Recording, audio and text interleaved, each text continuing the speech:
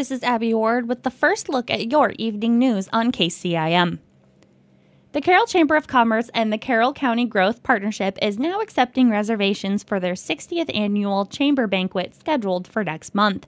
On Thursday, February 8th, community and business leaders will gather at the Carrollton Center to celebrate the success of 2023 and lay out the plans for 2024. Executive Director Kimberly Tiefenthaler says the Chamber is celebrating a significant milestone at this year's event. This is our 60th annual Chamber Banquet. So I think that's pretty impressive that for 60 years we've been coming together as a community and celebrating accomplishments, good things, good people, and just lifting Carroll up and the community and everyone who volunteers and helps to make it what it is. The event begins with a social hour at 5:30 p.m., followed by a catered dinner at 6:30, and the evening ceremony, emceed by Tim Fitzpatrick, gets underway at 7:30 p.m. Tables can be reserved for $300 each or individual reservations for $35. And you know what we really need out of people right now is to call in to the chamber or email Roseanne Nace at r.nace, Nees, at carrolliowa.com to reserve your table. So we have the business table that's available as always, and then you can reserve a space as well. So there's no actual ticket. 6 awards will be presented during the banquet: Citizen of the Year, Heritage Business, New Business, Humanitarian, Good Neighbor, and Public Service. Tiefenthaler and Program Director Ashley Schabel says the reward presentations are a highlight of the banquet as they make a serious effort every year to ensure recipients are surprised. We are sneaky. There are a few untruths that are told to get people there. It's so much fun when it's a surprise. Yeah. I think that kind of makes the night, really. Again, the 60th Annual Carroll Chamber of Commerce Banquet is scheduled for Thursday, February 8th at the Carrollton Center. Reservation details are included with this story on our website. The Iowa Economic Development Authority Enhanced Iowa Board has selected Crawford County for a $1 million Community Attraction and Tourism Grant to construct a new recreation and wellness center in Denison. After reviewing the many applicants for the highly competitive funding, officials announced last week that Denison's approximately $18.56 million project would receive financial backing from the state. The CAT grant is a significant milestone for the project, which has raised nearly $15 million, or more than 75% of their goal. The proposed Crawford County Recreation and Wellness Center will feature an indoor walking track, a full-size multi-use basketball, volleyball, and pickleball court, 2 indoor soccer fields, a workout space, an aerobics room, and a community meeting room. 3 other projects were named in the latest round of funding, including a community center in Dune, a splash pad in Huxley, and a trail connecting Lake Park and Spirit Lake. Former President Donald Trump was a clear favorite for Carroll County Republicans in Monday's night caucuses, with 53.3% of participants backing him as the GOP nominee for the 2024 presidential race.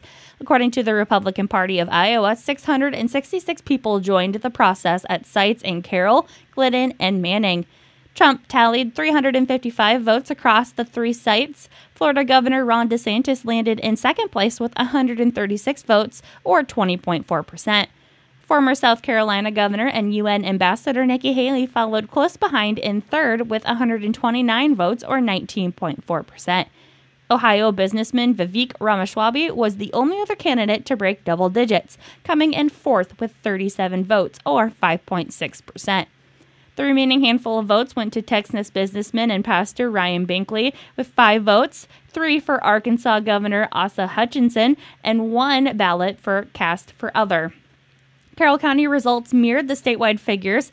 With all counties' tallies now in, results showed Trump collected 51%, Ron DeSantis at 21.2%, Haley at 19.1%, and Ramaswamy at 7.7%. Trump claimed 98 out of the 99 counties. Haley claimed her only win in Johnson County by a single vote. Focus now shifts to New Hampshire and its next-in-line primary on Tuesday, January 28th. And that has been the first half of your 5 o'clock evening news on KCIM. We'll be back with more after these messages. I'm talking with Barrett Glassnap with Flooring America. Barrett, what is your job title? My job title is a sales professional. And how long have you worked for Flooring America? I've been there 5 short years.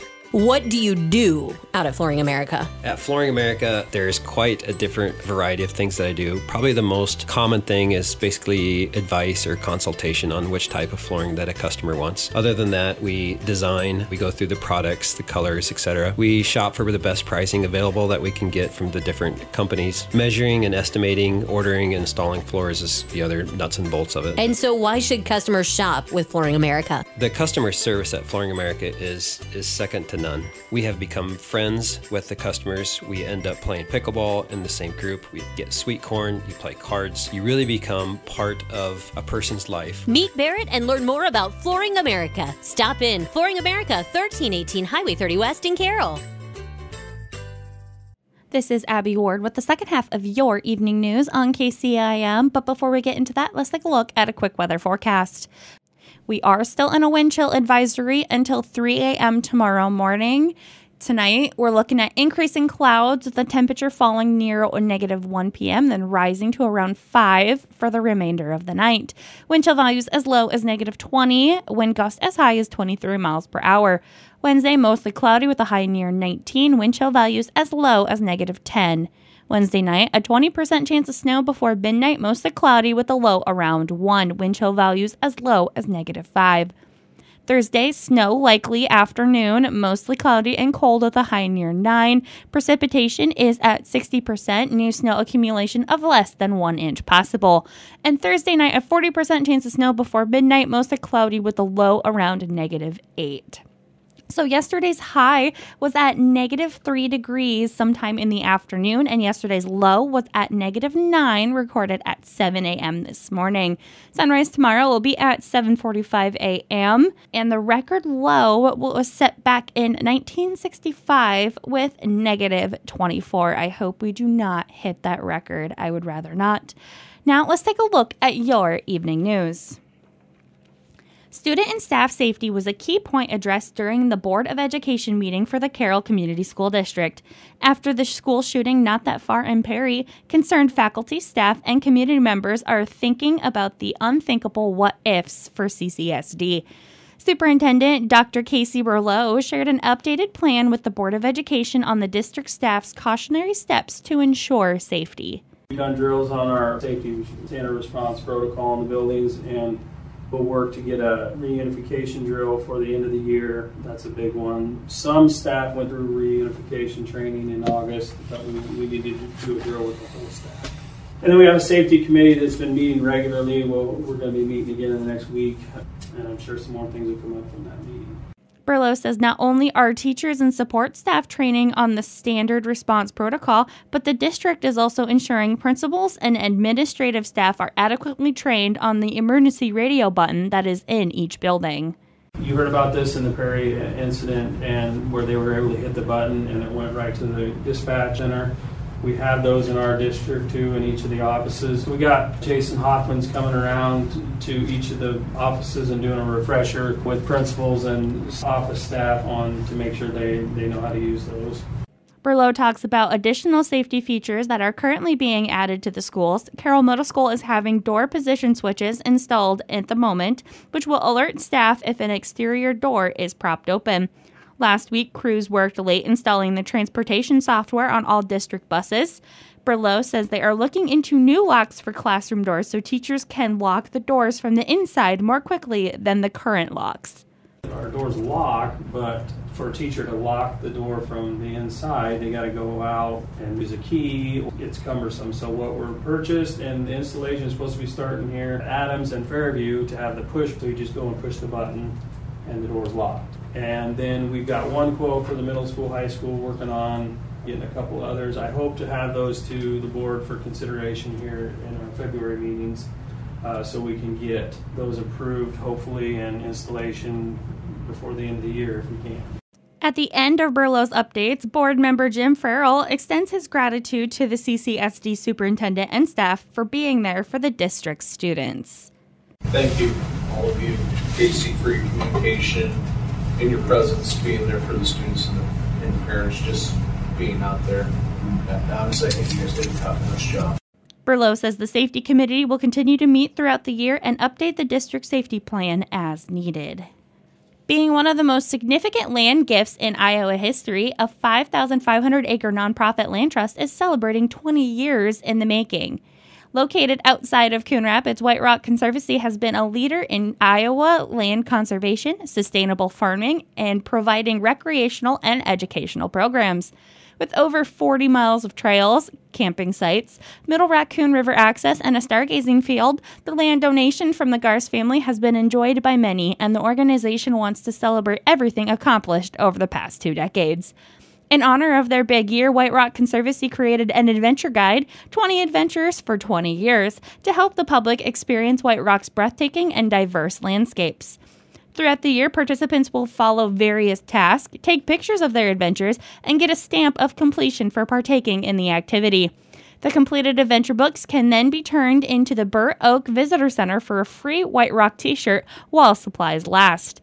Guidebooks can be picked up at the Burr Oak Visitor Center or printed offline by visiting their website at www.whiterockconservancy.org. In addition to the guidebooks, White Rock will be hosting special events throughout the year, planning for at least one event a month to help celebrate the milestone. To stay up to date with the events White Rock has planned, follow their Facebook page or check out their website for updates. Newsweek has named Dupaco Community Credit Union a top regional credit union for 2024. This allocate was presented to only 250 regional credit unions nationwide, with Dupaco standing out as one of 3 credit unions in Iowa to receive Newsweek's 5-star rating. In collaboration with Planta Insight Group, Newsweek conducted comprehensive research to assess the financial strength of institutions and consumer confidence in credit unions and banks. The study reviewed nearly 9,500 financial institutions and drew insight from 35,000 customer interviews. They analyzed criteria such as overall financial health, profitability, risk exposure, lending and leasing activity, and more. Social media reviews and App Store ratings were also considered, totaling 1.3 million and 148 million respectively. President and CEO of Dupaco, Joe Hearn, says, "While we did not seek out this recognition, we are thrilled to begin 2024 with such a great allocate." The research by Newsweek was done independently and examined thousands of data points to create this list. This is yet another way for us to show our financial health as a member-owned financial cooperative. The study exclusively focused on regional institutes, excluding nationwide banks and credit unions from the ranking. And that has been a look at the second half of your evening news here on KCIM. This has been Abby Ward reporting. Have a great evening.